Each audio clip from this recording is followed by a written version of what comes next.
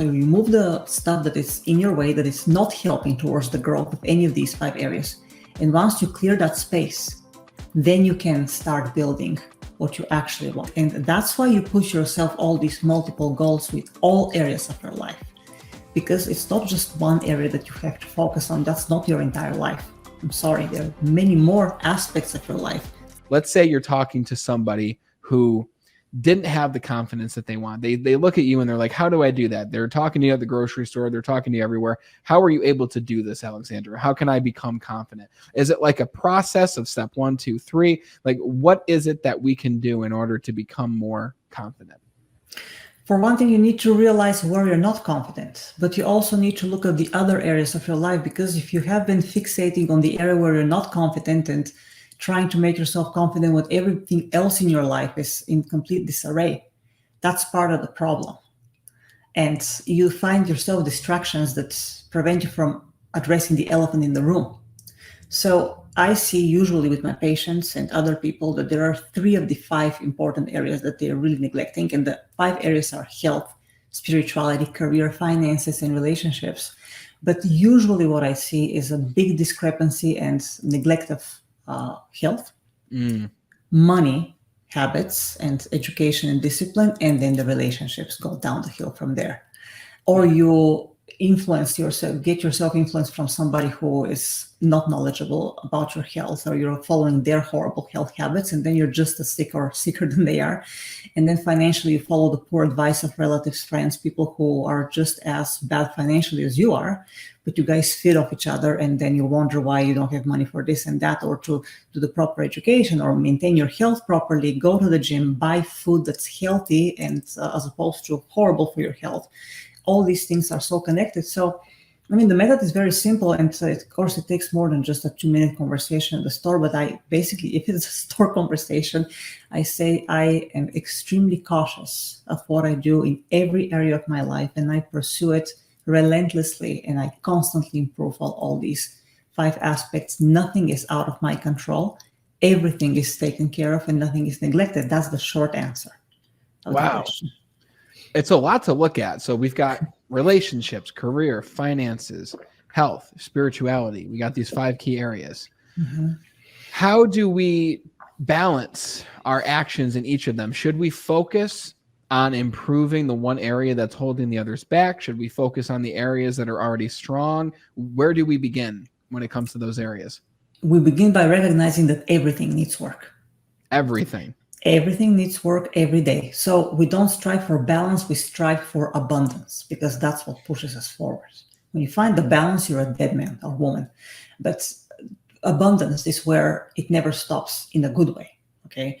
So you enrich all these areas every day, and it is 100% your responsibility to do so. You don't rely on other people to do it for you. And in each of these 5 areas, you need to recognize what is stopping you. First of all, you need to see where you want to be. And you will find out that you're nowhere where you want to be in any of these 5 areas when you first start out, okay? When you first start out. And you recognize what's in the way. Usually it's your own mental habits. I talk about this a lot in chapter 8 in the spirituality, but in other chapters too. You find out what's in the way, whether it's you or circumstances around you that you can change or you can get away from, okay? You see what you need to clear out of every single one of these 5 areas to clear room. So you remove the stuff that is in your way, that is not helping towards the growth of any of these 5 areas. And once you clear that space, then you can start building what you actually want. But it is a mental process that takes several days to truly face. And see, I was slow because I faced them one by one. Hence the book. The book is easier to get all these areas addressed, because then you can say, oh, it's not just my money that's the problem. Actually, I have several other problems that are just as important and I have been neglecting. So if I address everything now, I will boost myself that much more strong. And it doesn't necessarily mean faster, because the second you say that you want to achieve something faster, that's already like Gary Vaynerchuk says, that's vulnerability. That's your own vulnerability. You have to have the patience, but once you realize that there are more than just 1 or 2 things to work on, That's what's supposed not to throw you off and crush you, but motivate you. And that's when you really get in full gear and say, okay, this is what I'm going to do in my health, spiritual life, career, finances, and relationships all at once at any point in my life until the day I die. Okay. And that is the commitment to yourself until the very day you die. And that's how you build on and create the life that you want. And it doesn't take till the day you die to create the life that you want. You achieve that abundance really faster than you think once you start taking all these little steps one by one. It's amazing how it works in every area once you give your attention to all these 5 aspects.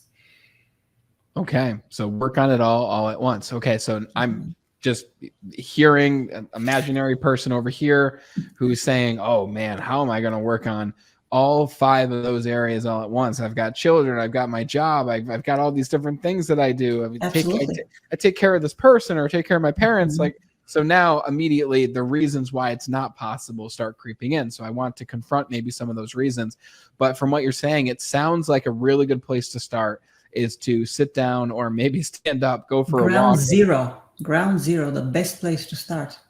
So would it be valuable then to write down where we are now in each of those 5 areas, as well as where, what you mentioned, where we want to be? So now versus the end destination. Would you say that's a good place to start? That is exactly what I wrote in the first chapter, the self-evaluation. You want to write it in all aspects of the life because you will then throw many more problems at yourself than you ever thought were possible solving. And this is what opens your imagination, your mind, way more than if you just fixate on the immediate problem that you're perceiving as an immediate problem, because your perception is limited, very subjective. But if you really look at your life in its entirety, there is so much more to do with it. And that is the value of this approach, because then you recognize, oh, I actually can do so much more about my life than I thought. Because there are all these little and bigger problems to solve, but I'm going to place myself a 5-year goal, a year goal from now, a 5-year goal, a 10-year goal, and work towards it one step at a time. It's a great thing to do because I read one of Tony Robbins' books a while ago when he says that many people horribly overestimate what they can do in a year, and then they get disappointed when they don't achieve it, but they profoundly underestimate what they can achieve in 10, 15, or 20 years. This is the perseverance process, right? And that's why you push yourself all these multiple goals with all areas of your life, because it's not just one area that you have to focus on. That's not your entire life. I'm sorry. There are many more aspects of your life. 5, and I kept it as simple as possible. It really is simple, right? 5 aspects. Some people say 10 aspects, 15 aspects, forget it. 5, keep it simple, but work on it all because it's complex enough, right? So let's confront the elephant in the room. How do we work on each of those areas every single day? Do you, and I guess kind of a loaded question, how do you track it? How do you focus on, okay, I'm going to focus on relationships at this time, fitness at this time, career here, finances here? Like, how do you do all of them at once, especially for someone who is new to this process and they're overwhelmed? What does it look like? So you analyze each area first in a notebook or on a computer, any way you want. You see where you are at. You see where you want to be, but you have to find out where you want to be. And it's a very honest self-exploration process, because most people are not happy because they have no clue what will make them happy. So you need to think about that. It takes a week or 2 maybe. When I was reading my first self-confidence book that I was reading, that I got inspired years ago, the hardest thing for me was to write goals, specific goals. And every darn book wanted me to write goals. And I'm like, oh my God, this is the hardest thing to do. And it took years for me to realize that the goals I was writing just to follow the process in the book were really not my goals. So you need to really, really think about your goals, and you need to allow yourself the time to think about the goals in all these areas of your life. Whose goals were they that you were writing down if they weren't your goals? People who I grew around, parents, friends, relatives, teachers, people who told me, oh, that would be very nice to do, this and this is bad, this is good. And who determines that, though? At some point, you have to find out for yourself what is good for you. what is bad for you. I mean, I can give you an example. When I told my parents over the phone that I was switching careers, they were petrified because of the work I had done, because of the unknown that I was going to face with chemistry, math, sociology, psychology, anatomy and physiology, med surgical nursing, pharmacology. And they said, isn't it time to move to Europe and find a job in Europe as a violinist? I said, guys, Europe is 3 times more crowded than the United States. So they had no realistic perspective of what really was going on in the music world while they were both musicians, okay? So that was one example. Then people and friends and parents were also very opposed to me doing karate. I started karate at age 30 because it had been a dream of mine since the 3rd grade, which my dad said, absolutely no, you're a violinist, you're going to break a finger or a hand. No way. Okay. And so that was the other thing they were opposed to. I did it for 12 years, best decision ever. Another thing that, of course, not so much the parents, but there were some friends and colleagues, when I told them I was going to be an investor and start a real estate investing career, there are all sorts of arguments, right? So you follow people's opinions that are very well intentioned and they're completely wrong. So this is the process. That's also what impedes your true goal, finding your true goals and true purpose in life. This is why you need to sit down and really think about what you want to accomplish in all of the 5 aspects of your life, because they're connected with each other. You can't have good health if you can't afford awesome nutrition and the time to study about the awesome nutrition, because the great nutrition is not necessarily expensive. It's not necessarily expensive. It has to be organic, it has to be non-GMO, and preferably plant-based, okay? So you need to do the research, but you need to have the time to do that. So you can be working 5 different jobs to make ends meet to try and fix your health. So you need to prioritize your time. Time prioritization is huge, okay? Yeah. And then in order to have the time to do all this, you need to prioritize your relationships. You can be spending 2 hours in a coffee shop talking with a friend about your colleagues and your other friends. That is a complete waste of time. It's not unloading. It's not recharging in any way. It's not contributing in any way to your personal growth. You can go to the gym and talk about your problems for 20 minutes with another gym peer. That's not what the gym is for. All these things, you know. Yeah.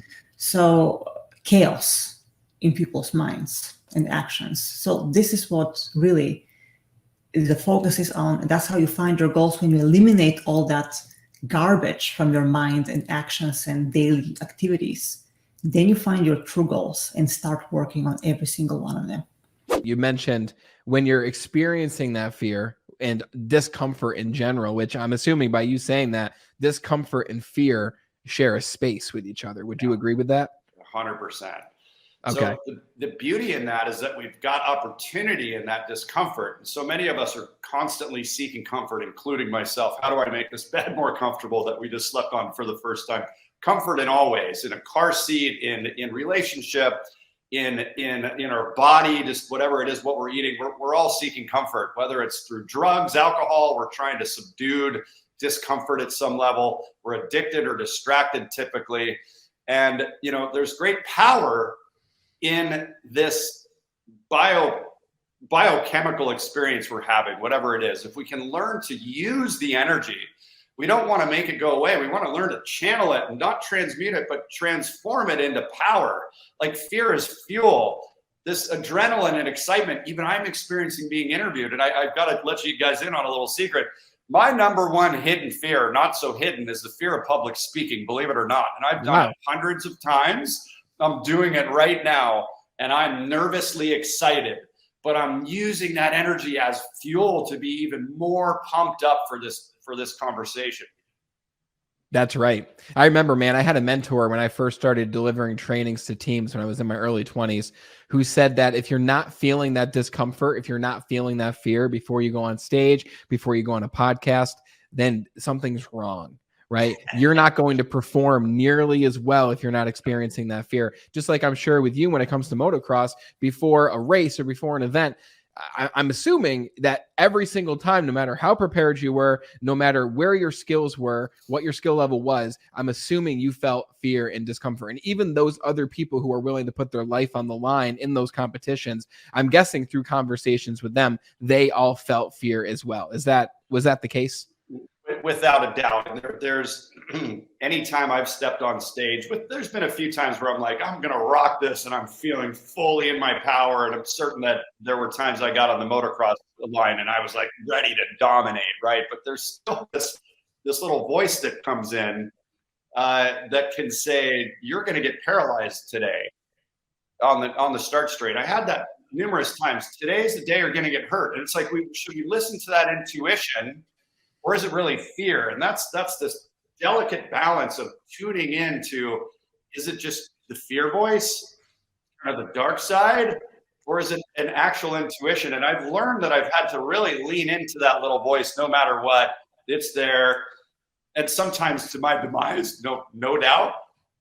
But most of the time we collapse intuition with fear. Yes. It's a big one.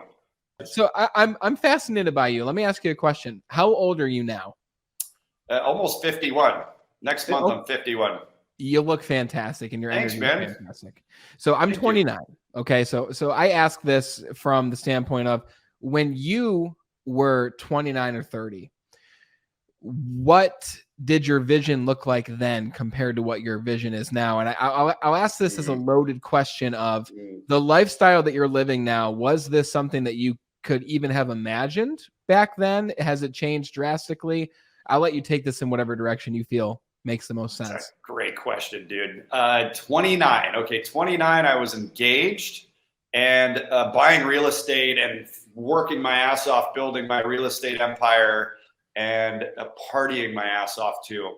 Ecstasy all the time, alcohol all the time, other drugs, mushroom. Didn't like cocaine much, but lots of partying, dancing, just dancing to house music. Like that was fun. At that point I was done racing motocross.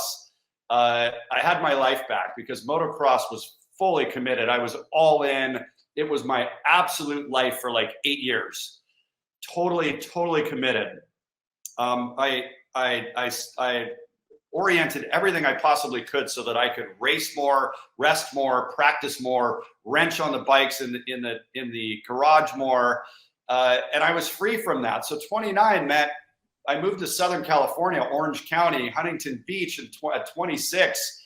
I was like, wow, this is incredible down here. It opened up a new life. But I was still health conscious. I still tried to eat healthy. I didn't know what I know now. I mean, I just sold my ownership interest in a biohacking community. We were building biohacking franchises. So my awareness around what to do is much higher than it was at 29. So I never thought I would really live around the world. I always thought I wanted to explore things, but I never thought I would move out of the US per se. So that's something that was a bit of a surprise. Okay. But I also kind of just got bored, there's this big world out there I think we should live into and create a life and a business that sets us free to do what we really want, not trap us in our business or trap us in anywhere in one location. But I also don't have kids. I don't have animals, all by design, so that I can selfishly, I guess, explore the world and my inner and outer landscape. I don't know if that answered your question. It did, and it opened other doors also. So how has I guess you've had several chapters of your life, right? You've had the motocross, and then you had the partying, and then you had really discovering this new purpose, this new mission. Yeah.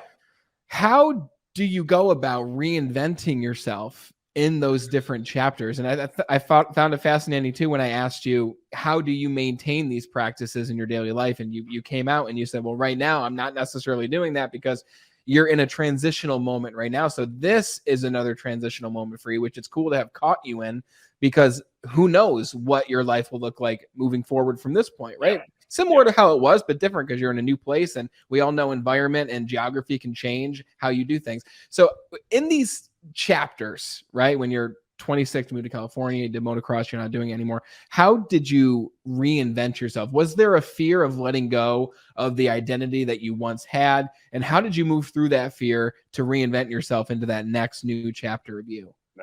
Great questions, man. You've done this a couple times. You're at 300 episodes. I just want to commend you for that. It's no joke to do that.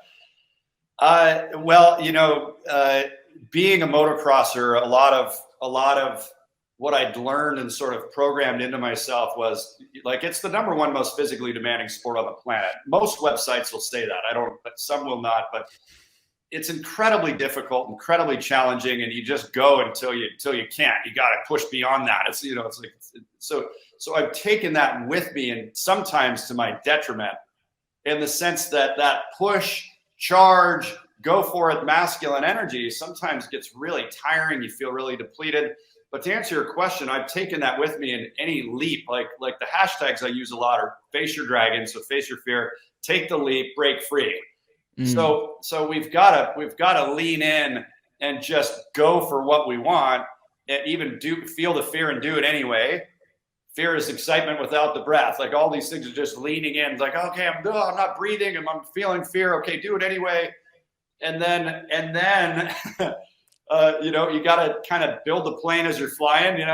There's just this. You got to leap. We got to leap, people. And thankfully, you entrepreneurs know that without a leap, you're not going to get anywhere in life. You got to try things, test things, do new things. And we can talk more about like strategies and tactics I'm using now. But that's really it. Just leap, go for it, and work your ass off, and be humble, be grateful. And that's another thing I really want to tune into with you guys here, is that oftentimes we want to make it about ourselves. When you were saying identity, well, how do you let go of that old identity, create a new one? That's all bullshit we need to let go of, and really recognize there's something deeper than that identification with things. Although it's really hard when we're younger, we're extremely identified with this personality or our label or our title. And I still even have that. But the point is, when good things were happening to me, and I want you guys to really tune into that, it's like humility and gratitude. I'm so humble and grateful that we created this with God, the universe. Not look what I created. Look how good I am. Look, I was on NBC Nightly News, and I was PBS Television, USC News, all these media. Look how cool I am. That was not my experience when I attracted all this media. I was just absolutely full reverence. Like, thank you, God, whatever. Thank you, universe. Humble and grateful, humble and grateful, humble and grateful. And I lose that sometimes, but that's really where it's at. When I'm in that state, shit works. How do you do that? How do you detach from the identity? Yeah. I think awareness first. So is this me? Is this really me? Is this my true self? Is this my best self? Is this my spiritual self, or is this my ego? Or like another thing. It's like, so awareness of it. It's like, who am I being, and what am I thinking when I've got this kind of experience of, look how good I am, or look how amazing I am. But I mean, there's a sense we should be proud of ourselves. I had to say that to my girlfriend. It's like, let's be proud we made it here. This is amazing. But also let's find the grace in it and try to disconnect from it. It's not about me. And that's back to your question about being in service. Like we didn't speak to that, or I didn't. It's like there comes a point where self-indulgence doesn't work anymore. And that's what was happening. It's like we need to move into being in contribution and being of service. So I worked with Mark Victor Hansen's daughter way back when I was first crafting my core message. And we came up with this title of The Grave of Self-Indulgence. And that was the process of me being this indulgent guy: drugs, women, motocross, extreme sports, all this indulgence, chasing the dragon anywhere I could, chasing the high anywhere I could. And that just doesn't serve us anymore. Some people do it forever, though. You can see they're just gluttonous forever. But the ones that are awakened finally say there's something deeper. The feather's tickling them. If they ignore the feather long enough, a brick hits them. If they shake the brick off, and get back at it, which I've done a couple times, the Mack truck will take them out. And that Mack truck was my dad dying, that I finally said, there's something I need to do here on this fucking planet. Please use me as a vessel of service. I'm ready to be used. I'm here. I'm done using the world. Like, use me. I'm ready. That's the bigger leap. When you said use me, when you truly decided to let go, like, I'm a big fan of Wayne Dyer, and he said a lot, let go and let God, right? So with that experience with your father, and you saying, I need to change something. I really, truly want to be of service. I'm going to let go. Was it like an instant answer? Was it like, what happened at that moment? Did it take time for you to find that answer? Did it come to you? How did it come to you? So massive pain and grief, wailing in my hallway in my condo in Costa Mesa, begging the universe to have my purpose show up so I didn't die like my dad did with his voice still in him, unused, unpurposeful. Great guy, but just didn't get this final switch to being in purpose and being of service. And he suffered because of that. You can see it. You see people suffering all the time. They have to be distracted or addicted to avoid that God whisper that's there. That's like, do something else, do something else, do something else. So wailing, just begging. And when, a lot of people say high vibes only, you'll attract. I used to run the Law of Attraction Center in Orange County, powered by CEO Space. I partnered with Sue. The point is like high vibes only. You'll only attract good things when you're in high vibration. Okay. That's partially true. I think what's more true is we attract what we are really intending and asking for with massive amounts of emotion and energy and dedication and commitment to something bigger than us. That's when things manifest and show up. So literally within 8 weeks of starting a book study group on Ask It and It Is Given, the teachings of Abraham, most people watching this probably know that. We were studying that and quantum physics and The Secret, and we're really just trying to grok this new milieu of thinking that was exposed to us. And of course, there were people studying it forever, but the public started to see quantum physics and the law of attraction and all these things like mainstream, right? So my point in saying all of this is that when we ask with massive intention and seriousness and humility to be in service, that's when stuff shows up. Whoa. That's powerful, man. Even though I want to say this is the piece though that I didn't say. Even when I was in the darkest vibrational place of my life, I was in despair. I did not think it was going to hurt this bad when my dad died. I was in total fucking despair.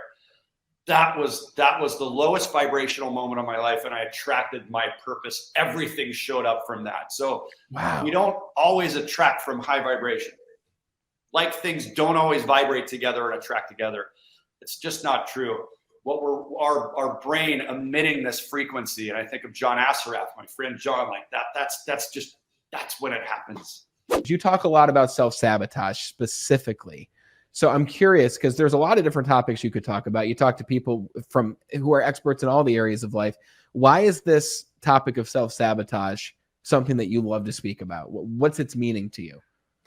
I think for me at my core, and I'm still trying to figure out the best messaging to explain it, because self-sabotage, maybe it resonates with some people, maybe it doesn't resonate with other people. And so I'm trying to figure that out as we speak. But I think the reason that it resonates so much is that so many people, and it's like realizing this throughout life, like you said earlier, you didn't get into this self-development, this personal space until later in your life, right? And I've seen that time and time again. I was on featuring on a podcast yesterday where she didn't get to it until she was 37.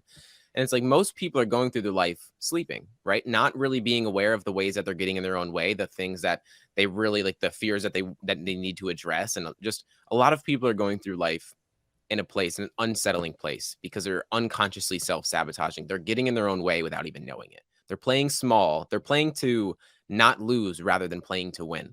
And I see that time and time again for people. And so when I started working with clients, for example, there was one client I worked with, and she was a 43-year-old woman. She had a massive business. And she chose to work with me when I was 18 years old. Made no sense to me, but I was like, I know I can help this person. She felt that energy and we started working together. She already had a massive business. And what she wanted to do was, after 9 years of thinking about making a book, she just was terrified to put herself out there, do the marketing, put herself into Barnes and Noble and get on Amazon and do all the things because she was afraid of success. She was afraid of what it would look like if she actually did succeed. And so I see this time and time again. And something that really resonated with me was one of my first coaches told me that you do a disservice by not bringing your unique gifts into the world. And that resonated so much with me to the extent that I truly believe that everyone's one of one, right? That no one has the same DNA. I don't care if you're a twin or if you're not a twin or whatever it looks like. No one has the same DNA. No one can bring what you can bring into the world. And so if that's a fact, no one can bring what you can bring into the world, then so many people are not bringing what they can bring into the world, because whether they don't believe that they're capable of it, they don't believe that they should, they don't believe they're worthy. There's so many reasons. They're fearful.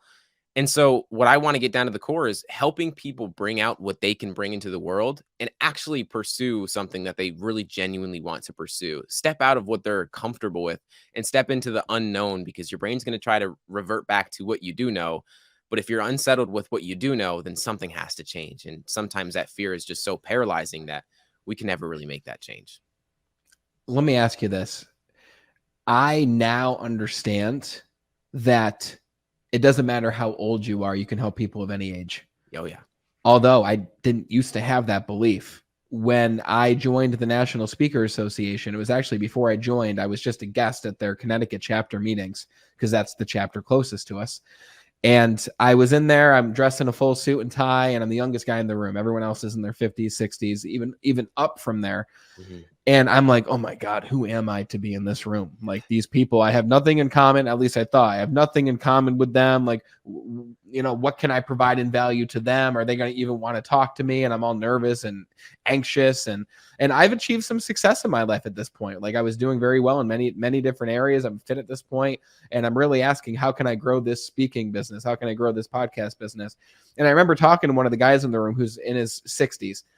And I said to him, I was like, yeah, but you know, the thing is, like, I'm too young to be taken seriously. And he looked at me and he's like, what are you talking about? And he was like, almost like taken aback by me saying that. And I was like, well, I'm only 24. I was like, how would anyone take me seriously at 24, especially all of you? He's like, Brandon, not one time in the 10 minutes that we've been talking have I thought about how young you were. He's like, that's something that only exists in your mind. Yeah. And I was like, damn, is that true? And that started to dissolve the belief. And then I went to a Tony Robbins event where he actually had a practice of taking old beliefs and replacing them with new beliefs. And it's a simple exercise that we've probably read about in books, but that environment made it very real for me. And I was like, I got to let this idea that I'm too young go. Mm-hmm. And ever since I let that idea go, beautiful things have happened for me, because that thought of, am I too young to achieve something? And by the way, people in their 30s think this, people in their 40s think this. Like, it's not just something that people in their 20s and before that think about. So I'm curious with you, when you had that client who was much older than you and you're 18 years old, did you ever have that thought of, am I too young to help this person? And I guess we'll start there. Did you ever have that thought? Did it ever come to mind? Absolutely. And I'd love to dive in on this, because this is a topic that it makes me laugh now, because I remember when I was 17 and I was working, I think I probably just turned 18 when I worked with her. 43-year-old woman, had a massive ATM business, like living in California, doing all the things that like I seen as like success. And she just didn't see herself as successful. And so seeing that, we would hop on calls. And I think the thing that I've always been told, I have an old soul. And at the time when I was 17, 18 years old, the only thing that was going through my mind was like, who am I kind of thing? Who am I to be a coach? Who am I to do all these things? And a big reframe for me was, when you're a coach, a lot of people expect you to have all the answers. And what I like to say is that when I'm a coach, I don't have the answers. I just ask really good questions. And I think that at its core, that's what it is, because again, it's like you ask yourself different questions. A lot of the time, what coaches do, for example, is a client will come into the call and they'll have all of the limiting beliefs in the world. They're going to tell a story about why they can't do the thing, why they didn't take action on what they said they wanted to take action on. And I'm going to be there just to call them out. I'm just going to call you out on your bullshit. If I'm okay to swear on this, I'm just going to call you out on your bullshit. And it's funny because I remember another client where he would always come on and he would just try to tell a story and why he didn't do what he said he was going to do, or why he was too fearful of whatever it was. And before I even said anything, he would just laugh and just call himself out and be like, I know that you're going to say that's bullshit, because it's true. And it's like, that's what a coach is supposed to do, is not have all the answers. I don't have any answers. Like, you have the answers. I'm just here to bring them out of you. It's like, I'm wringing all of the answers out of you. So when I joined the coaching program that I joined at 17, I had invested around $10,000 into myself. At 17, I had no idea what I was doing, man. Like, I just knew I wanted to help people, and this felt like the right thing to do. And I was the youngest person in that coaching program. To this day, I'm still the youngest person that ever went through that. And so at the time, I thought it was a limiting, like the limiting belief was that I am too young kind of thing, like you said. And now I look back and I think man, I wish I could be 17 again. I wish I could be 18. Like that's such an advantage. Being young is such an advantage. Like I said, I just turned 20 and I'm like, okay, now I'm not a teen. And the older I get, the more that I think about, man, like when I was younger, it probably made me stand out even more. And so that's the perspective that I take on it. It's really the story that you tell yourself is what's going to manifest what you want or what you don't want, is the story that you tell yourself at the end of the day. It's so true. It's so interesting, especially when someone young is in a room with people who aren't. That in itself is like a unique selling proposition, just the fact that you are really young. But when you are really young, at least for me, like I mentioned in that story, you're thinking the complete opposite. Yep. So it's, again, it was a story that I told myself. So when you're working with people, and even when you in the past have self-sabotage or we're on the brink of it or we're in a pattern of it, it's again a story that we're telling ourselves, but sometimes that story's subconscious. Mm-hmm. So how do we work through these stories that we tell ourselves so that we can change the narrative, especially if it's something that we're not aware of? Yeah, I think that's why I think coaching is so powerful. Like it's a big reason I became a coach was because I seen the power in it. I think it's like you said, it's difficult to interrupt a story that you're unaware is going on. And so for coaching, it's like you have an external perspective. There's really two things that I think a coach would give you. It's clarity and it's accountability. So if you're not aware of like what's getting in the way, a coach is going to ask you the questions to immediately bring up the fears that you are really likely not addressing. You're going to continue moving forward. And something I see with clients is like, okay, I'm going to work as much as I can. More work equals more results, but it's not true, right? You have to work on the right things. That's going to equal more results. And so really asking the right questions is such a powerful thing. Like it's as simple as just asking the question, like I said earlier, is instead of asking how is this or why is this happening to me, how is this happening for me, it's going to give a different answer. When you have a coach there and is asking you the tough questions that you don't ask yourself, well, it's going to bring up a lot of things, a lot of fears and a lot of anxieties and a lot of things that you haven't addressed yet. And so when you have that and then you pair it with accountability to actually take the action, because information is nothing without implementation, it's insane what can happen. And I'll give the example. That client that I worked with, the 43-year-old woman, she went from having an idea of a book for almost a decade, about 8 to 9 years. We worked together for 6 months, and within 6 months, she got nominated for a Pulitzer Prize. She was in Barnes and Noble. She was in Amazon. She was everywhere that she wanted to be. And she was in Barnes and Noble doing events for her book and doing all of these different things, because it was just addressing those fears, realizing that those fears are a story that you're telling yourself, really actualizing, is this what I really want? Because she was fearful of success, of taking on it, because the next level is going to mean more work, and that's just the reality of it. So do you really want that next level? Addressing, realizing that that is the thing that she wants to do, holding her accountable to take the action to actually make it happen. Within 6 months, it could have happened years and years and years ago, but it was the pairing of the really intentional questions and the intentionality behind the action that you want to take. And so much can happen in such a short amount of time. I've seen it time and time again. You can genuinely change your life within 3 to 6 months if you're intentional about making it happen. But if we're not aware of it, then we just stay stuck in a cycle. And that's why I'm so passionate about this kind of stuff, because I've just seen it within myself, within clients that I've worked with, and everything in between. To summarize what you just said, having someone to help guide you through that time is how you move through it. And you said 2 specific things. Work with someone because they ask you the right questions. So, of course, it's great to find someone who does know what questions to ask, because I've seen a lot of coaches who don't at the same time. And you're fantastic. Just from what you shared already, I can tell you're an amazing coach. But it's not always the case, right? And the second step is accountability to that newfound clarity that you've brought forth with questions. So who coaches you? Who coaches the coach? Where do you find your inspiration from so that you can then help inspire and lead the clients that you work with? Yeah, I think I don't remember who I heard it from, but I find coaching as like a cheat code in life. It's like in everything that I'm doing, I have a fitness coach, I have a business coach, I have a mindset coach. Like in everything that I'm doing, I have a coach in, because I'm gonna excel faster. It's like the way that I think about it is you either spend in time or you spend in money. One is infinite, the other is finite. Money is infinite. It's literally being printed every single day. Yeah.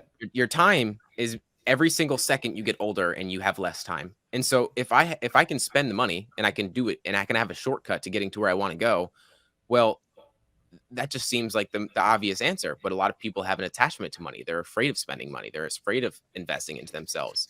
And from that first investment to myself, I seen how much could change. And so I'm always trying to do that. And another part of that is the podcast, man. Like I'm literally like, I'll read a book and then I speak with a person that I just read their book and I get to ask the questions that I would want to ask. Like I had Dr. Benjamin Hardy on the podcast a little bit ago. His episode comes out next week, I believe. Hey, what book was he? What book did he write? He wrote many. He wrote The Gap and the Gain. He wrote 10X is easier than 2X. He wrote because I know his name from somewhere. I think I've read one of his books. He just came out with this book not too long ago. Okay. 10X is easier than nice, 2X. Yeah, nice cover art. I like that. Best-selling author. And like I've read his books for years. I got to speak with him a few weeks ago to ask him the questions that I would want to ask him. And so I'm literally learning from the people that I would want to learn from anyways. So that's a part of it as well. But I really think the importance of a coach is investing in yourself. A lot of people see it as like, oh, I have to give this person money. But I see it as like, if I didn't spend money, I wouldn't take it seriously. People that pay attention, right? Like, I think if you don't put skin in the game, well, then nothing's going to change. That's why I've never worked with anyone for free, is because you're not going to make a change if you really don't like put it down, put yourself, really invest into yourself. That's what really changes. I think when you invest into yourself, you commit like you never have before. So you end up getting results like you never have before. Yep. Like when I made that first initial investment into myself to like step into learn how to become a coach and understand what that even was, I was terrified. Like to this day, I still don't remember. I cannot express the anxiety that I had when I first put that $2,500 payment, the first investment down. It was like, this was more than I made this month at Dick's Sporting Goods. I don't know how I'm going to make this happen, but that was what made it happen. It was like taking on more than I can handle, and everything changed from there. Let me ask you, Julie, when it comes to mindfulness, when it comes to self-care in general, what are some misconceptions that you believe have been created or that people have around self-care and mindfulness, just based on the conversations you've had with people and the workshops that you've given? Well, we'll start with self-care. So I think one of the biggest misconceptions about self-care is that it's selfish. And there's a big difference between being selfish and self-centered. It's celebrated in our culture to sacrifice yourself, like the mother giving her whole life for her child, working several jobs, the single mother working several jobs, having no life so that her child can thrive. Yes, of course we want our children to thrive, but why does it have to be at the sacrifice of the mother? Elvis Stoico, who was an Olympic skater in the 90s, I believe, he was in the Olympics, and unfortunately he tore his groin, and he had to skate with incredible pain. He came in second on the silver, which was amazing, but the focus was that he skated with pain. Why do we have to skate through pain? Why do people have to be an entertainer and do their job after their parent died and they're grieving? That is, they're so strong, they're so persistent, and that is what is focused on. And then we all feel like we have to live up to that. We need to take time for our own healing. And honestly, if we take time for ourselves, then we have so much more to give to others. But if you are drawing from an empty cup, you're not giving your best. And that's when, as a parent, you may snap when your child is, doing something like spilling their milk or, doing something that children do that normally wouldn't faze you. But if you're depleted because you're not taking care of yourself, then that adds to more reaction. So that is a horrible misconception in this society is, it is so strong and so brave to continue on, even though you're crying or you're in pain or you just suffered a huge loss. Just keep going, keep hustling. No, take the time for yourself, because you know what? You're going to pay for it later. Your body is going to take that, hold it, and it will show up in cancer, heart attack, some physical symptom at a later point. Yeah, you mentioned that in a comment that I literally saw this morning and replied to when I talked to Dr. Iris Davis and Kate Godley about functional medicine. You commented saying that repressing our emotions and being overworked, being overtired, being in that pain and just continuing on saying, I'm going to work through it, I'm just going to keep going anyway, that itself can harbor dis-ease in the body and can actually cause illnesses and greater problems down the road just because we're ignoring it or we're working through it. Because maybe we grew up in a family where our parents said, toughen up, work through the pain, just keep going anyway. And that's just something that we do, but then it creates so many different problems in the future.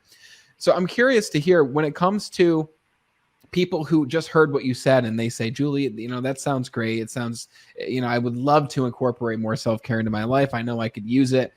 Like, what is self-care at the most basic level? Like, does it take a ton of time to incorporate it into your day? And maybe for those who aren't familiar with you or your teachings, what are some ways that you incorporate self-care into your day?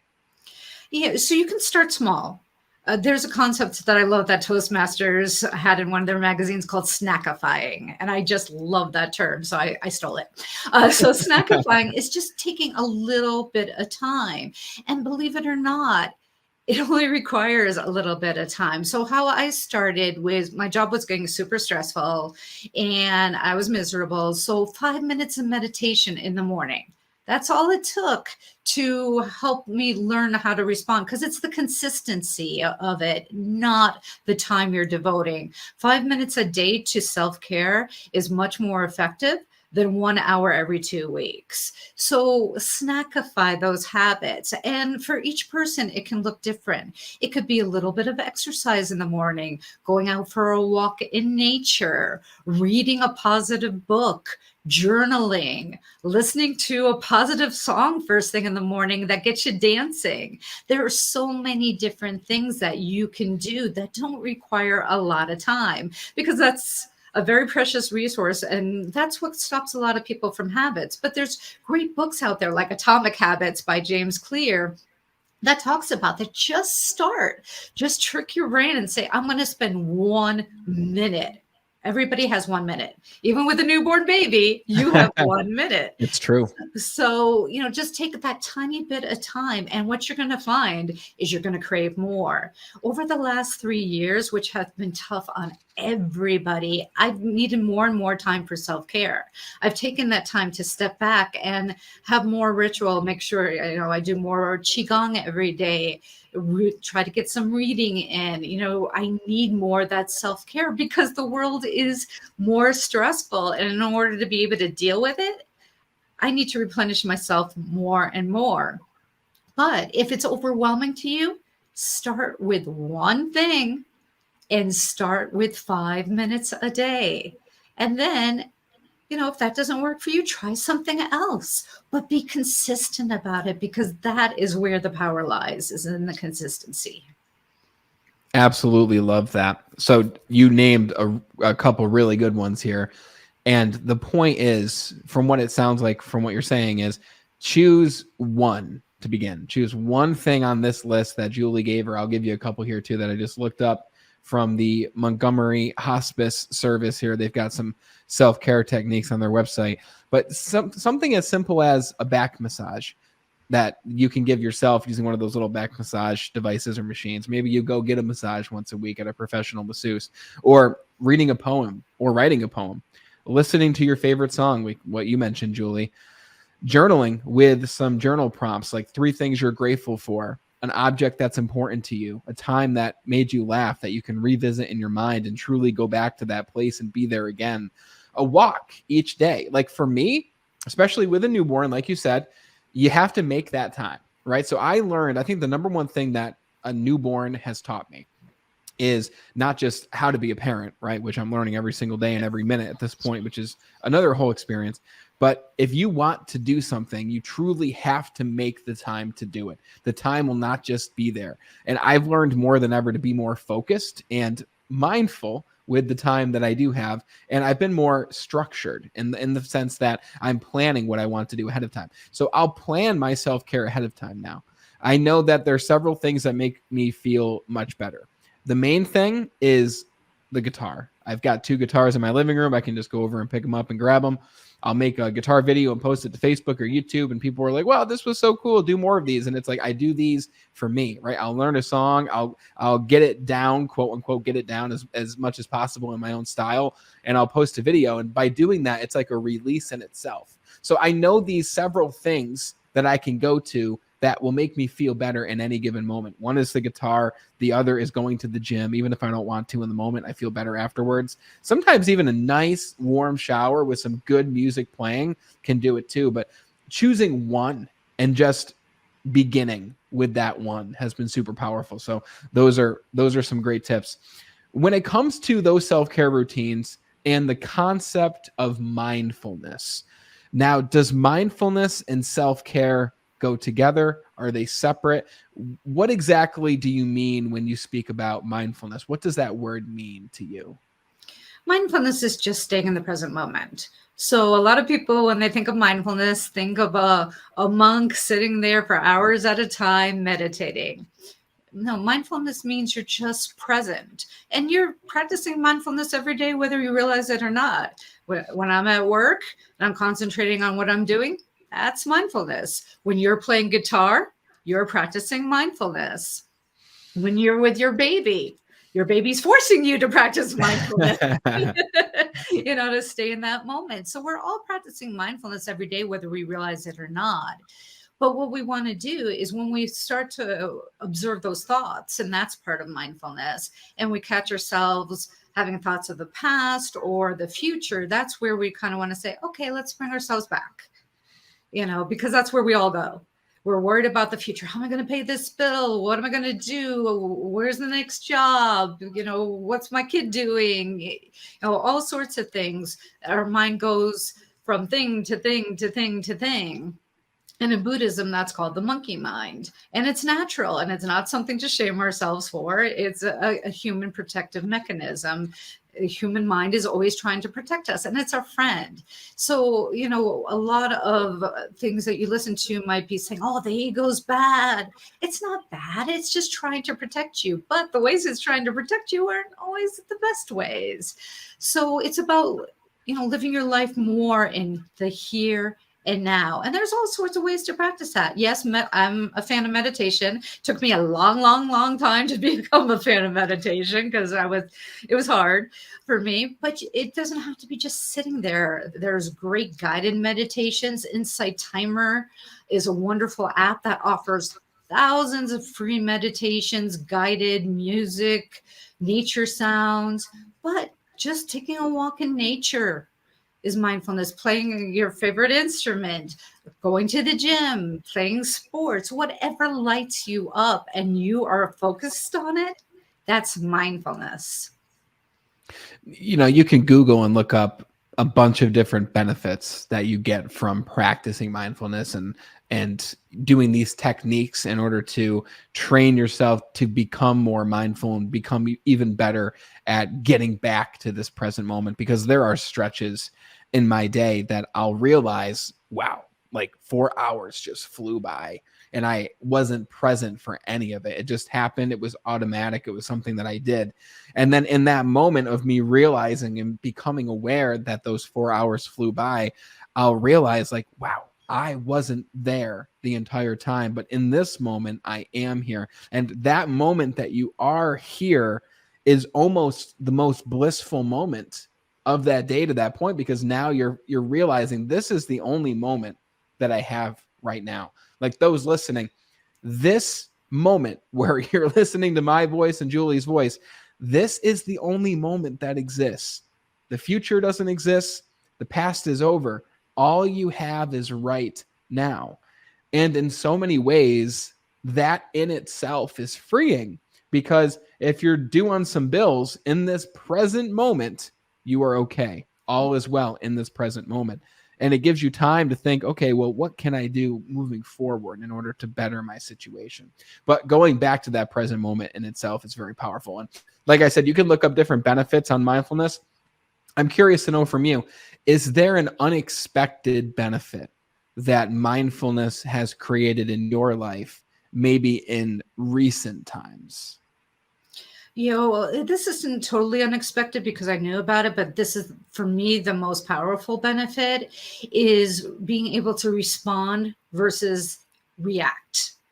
So all you have to do is go on the news and social media to just see how reactive everybody is right now. And it's understandable with all the trauma that we've had over the last 3 years. But what mindfulness and meditation can give you is stepping back and being able to respond and think instead of react, and things won't tick you off as much. So, we have stressors all throughout the day. You could be stuck in traffic, your spouse can upset you, your child can upset you, there's your coworkers, your boss, you have a lot of work on your plate. Oh my God, I'm so overwhelmed. So many things come at us, and it's how we react to them. And we don't want to react, we want to respond. So what you'll find just naturally when you practice mindfulness and other self-care techniques is things that used to bother you don't as much. So if I get stuck in traffic, as long as I'm not going to be really late for something, it's like, oh, well, I get to listen longer to my favorite podcast. I get to listen to Brandon some more, or I get to listen to some music. So, it's just reframing things and how you can see them differently. Remaining calm. So when somebody is angry, instead of them triggering you, you're like, okay, I'm just going to take a deep breath and remain calm for them. And if you remain calm and centered for them, it's going to help them calm down. Nobody ever gets calm by telling them to calm down. So, that doesn't work. Trying to stop it doesn't work. So you just breathe. And you can remain calm. You can be the example that you want to set. And you can be the example for your kids too. Instead of getting upset when kids are kids, and especially at the age of 2, and they're no, no, no, no, and they drop things and they tick you off, and they just naturally know how to push your buttons. Mm-hmm. Instead of you reacting, and you're able to remain there for them and see it for really what it is. Because when we react, it's because it's triggering something for us. It's triggering something for our past. And we may not be conscious of that, but then it triggers you, and then it triggers them, and then it triggers you, and then it just blows up, and not a pretty picture. So that's what mindfulness can help you do, is just, okay, this isn't a life-threatening situation most of the time. If it's life-threatening, get the heck out of there. But it's not a life-threatening situation. Just breathe. It's not about me. Let me be there for the other person. But unless we are in the present moment, unless we practice this before it happens, we won't be able to do that. So it's all about mindfulness helps you have that calm in the chaos. That's the goal. So I'm curious to know from you, when people ask you, what does mindfulness even mean? How would you define mindfulness to the everyday person? Yeah, I start really with what mindfulness is, and that's being present. And it sounds simple, and it is. What's not simple is what pulls us out of being present, what pulls us away from being here. So if someone asks me what mindfulness is, I start really with the lighter understanding of it, which is being here completely in the now, with our surroundings and internally within our internal experience. So when you talk about being present in the moment now, for the person listening or watching, that would mean they're looking at the screen, or if they're walking, listening to this, or if they're at the gym, listening to this, they're engaged in their environment in this moment. They can look down, they can see that they have hands. They can look in front of them and they can see the elliptical machine, or they can look around and they can see the trees, and they can think in their mind, I am present in this moment right now. So is there a way, and I know that this is maybe a strange question, but what is like the present moment compared to what? Yeah. So another way you can think of it as thought distances us from the present. So if we're in thought, we're distorting the present reality. So it's getting to the point of understanding that time is a concept, and there really is no future. We're never going to touch the future. Anything that ever happens is always happening now, and we're never going to change the past. So it's that realization of realizing we're here right now. And then secondly, understanding that when we're thinking, we're pulling ourselves out of being present.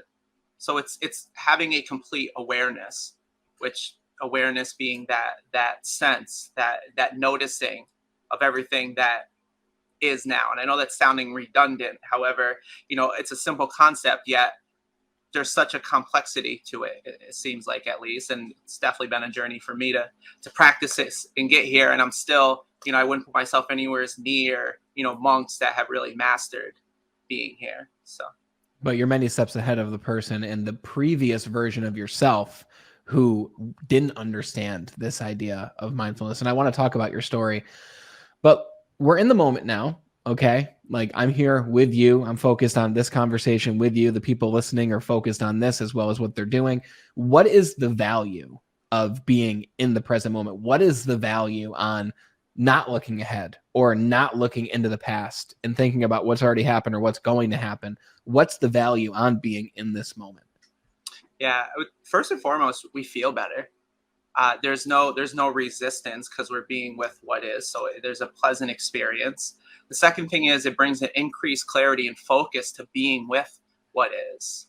If we're thinking about something in the future and then we're trying to navigate something that's right in front of us, we're less capable to navigate what's in front of us because we're being distracted. It's like driving while you're on the phone.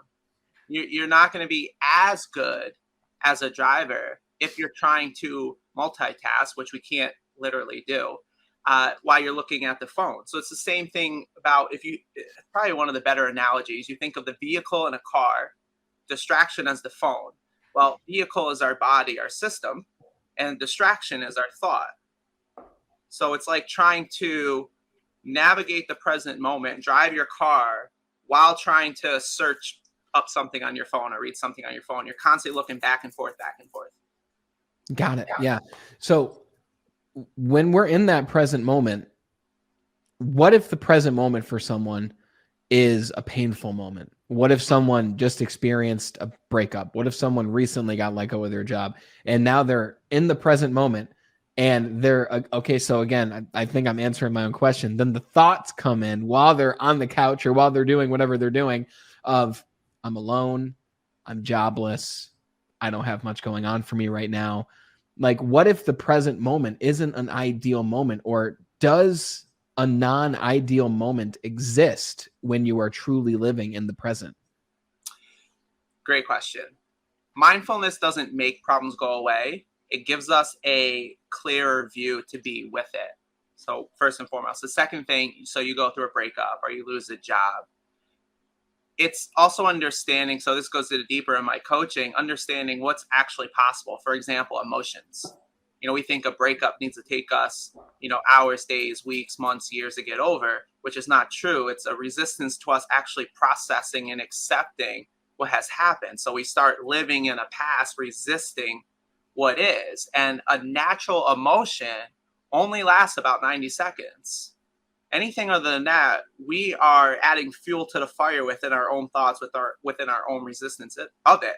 And I'm not saying it's easy. Like, if you cry for 2 hours, you're not. It's not easy. I mean, I went through something that I released a couple weeks ago that I shared with you when we were having coffee, and I had resistance to it because I was making myself wrong. It was quite challenging, and it was a lot of hours of crying. However, when we realize what processing is, the duration can be severely reduced of us experiencing these unpleasant experiences, and realizing this is when we get into the span of consciousness. There's a lower mind and there's a higher mind. And one of the states in our higher mind is accepting. And when we can get to that place of accepting, it doesn't mean you get the job back. However, it's a higher benefit and a higher performance. The quicker we can accept what happened, so we can be with, I don't have a job. Now the next thing, what can I do about it? As opposed to, and I'm exaggerating here, and I'm sure this happens for some people, crying in the house or the apartment for a week. Well, that's 6 days more longer than maybe someone who got to acceptance needed to break down. And then maybe by the end of the week, they have another job. So we exacerbate the situation by resisting it. Doesn't mean it's easier. However, we can have a heightened ability to be with it and then grow and learn from it. And as you grow and learn from mistakes like a heartbreak or a job, and maybe mistake is not the accurate word for a heartbreak, just, from a compatibility that wasn't there, then you're going to grow and look forward to the next one because you learn from that relationship. You learn what worked and didn't work. And now you can be more powerful going into the next one, and your vetting or filtration system is improved. That gives you a higher opportunity that the next time you get close with someone, it's going to have a higher likelihood of working out because you learned from the past one.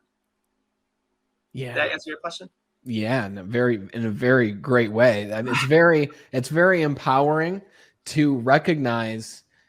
The very first part is it's empowering to recognize that you are in the present moment. It takes conscious awareness to be able to say, this is the moment in quote unquote time that I am experiencing right now. Because even like all the time with me, like I'll go a few hours or even more. Sometimes I'll go half the day or maybe even more, and then stop for a second and realize I'm present right now, but I wasn't present the entire day. Like I wasn't even aware of me living out my entire day. And this is especially true when I'm doing a lot of the clockwork things that I'm so used to doing. But it's very empowering to be in that moment. And let's say we are in a painful moment. And let's face it, we all experience painful moments, right? It's all about the meaning that we attach to it. But there are moments throughout each of our weeks where we experience a hardship or a difficulty. And if you're in that present moment, you have a couple options. Okay, you can look back and realize what you did wrong, what they did wrong, how you were wronged in general. Or you can be in that moment and, like you said, ask a more powerful question. Be in that moment and accept it for what it is. This is what it is. This is the reality I'm in right now. Maybe it's not fair. Maybe it's not right, justified, whatever it is. But it's powerful to be able to say, what's next? What happens after this moment? And a lot of the times, at least for myself, and maybe those listening will agree, maybe you'll agree, sometimes the answer is, I don't know. I don't know what's next. I could do a lot of different things. Well, then the question can be, what do I want to happen? How do I want to be living my life? We talked for a while about creating that dream reality. We talked for a while about what you specifically want your lifestyle to look like with what it is you do and the freedom that you can enjoy with doing what you do, right? And you like to help other people experience that freedom as well. And let me say, it's very clear to me when I talk with you, Nick, that you love what you do. You love mindfulness. You love helping people become more present. You love helping people in general. And you've dove into this topic. Like you're constantly researching and reading and learning more. And my question for you is, how did you come across this as the obsession that it has now become? How did this happen for you in your life? Yeah, it started with self-development, which I look back at it now, it amazes me that was such a unknown and unseen concept. And so I started reading self-development books, and I became a little bit of a self-development junkie. I thought it was amazing how you could invest into yourself and improve yourself. And at the time I was in finance, and I knew the person I was starting was not going to be the person that was going to be successful. It just wasn't going to happen that way. So I knew I had to improve. And then through self-improvement and networking and being focused on building a successful network. What does that mean? I wanted to be surrounded by other people that were where I wanted to be. High net worth, business owners, because those are different conversations. So I wanted to learn from what that conversation sounds like. You can learn so much from just being in conversations with people. And I've learned that most people really are there to support you to the best of their ability. And one of those conversations led to a recommendation to read A New Earth by Eckhart Tolle. And I was surprised on the interest that this person showed me, because at the time I was delivering packages. I didn't think much of my society status. And here's this successful business owner who's taking the time to talk to me, you know, at the same level. He never looked down on me. And when I read that book, life made sense to me for the first time ever. So much of things I would disagree with, or people would give me answers, not that they were lying. It just felt like it wasn't a complete understanding. And this book started to answer questions and give light on deeper wonders that I had for a really long time. I mean, I've been asking deep questions since I was 5-6 years old, as I can remember. And then I started practicing it. And it was an experience I had practicing one of the modalities that Eckhart Tolle teaches, where I was in a situation that I was frustrated. You know, I was a little, you know, in an intensity of anger. And I knew that was a perfect opportunity to give this work a test. You know, what better way than to authentically feel a negative emotion and say, okay, well, if this is supposed to take me out of it, let's see how it works. And it was the first time I learned and experienced what choosing acceptance was. And I went from frustration to a smile, and I laughed for about the next 30 minutes. I couldn't even believe what was happening. I thought, this is wild that this just happened. And I couldn't even make myself mad again. I couldn't even get frustrated at the situation again. And that's when I learned how much power we have within ourselves. And, you know, now that it's funny, I haven't thought about this in a long time, because it was actually the sentence that empowered me. And of course, I'm paraphrasing. I don't remember it that well. Eckhart Tolle he was talking about the ego and the pain body and what we cause in ourselves. And something he said that made me understand that we do it to ourselves. And that woke me up a little bit. And I thought, oh, well, I know I can't control other people. However, if you're telling me that I'm doing all this to myself, well, yeah, I'll look at me. I'll work on me. That's an easier task. It's much harder to try to control other people. So is when I got one of the chapters, he said something like that pretty directly, at least how I understood it. When he said that it's us that's doing it to us, that empowered me. And I thought, okay, well, let's do it. I'm willing to practice whatever you tell me to do. And that's what I did. And I became obsessed. And then it was book after book after book. I couldn't get enough. And then I started learning how much we actually do understand about the mind. However, not a lot of people put them all together. There's all these different silos of, you know, whether it's spirituality, whether, you know, even pieces in religion, whether it's ontology, whether it's the chakras, whether it's neuroscience, whether it's neuroplasticity. You have all these different little areas of understanding. And what I started realizing is when you start putting these together, there's a lot of overlapping being told in different perspectives. And so I just, instead of looking for the right answer, I started researching what everybody else was saying and using it together. And that's essentially how I got into the work here. And like you said, I'm still always constantly researching. There's always a book I'm reading. I have literally 15 books on my living room floor right now. Like I will not run out of material. And I do that also so I can be one of the best coaches that a client will ever sit down with. And when I come across a new issue with a client, I immediately go to that subject and I start researching what that particular area looks like. And then I come back and then we start making progress.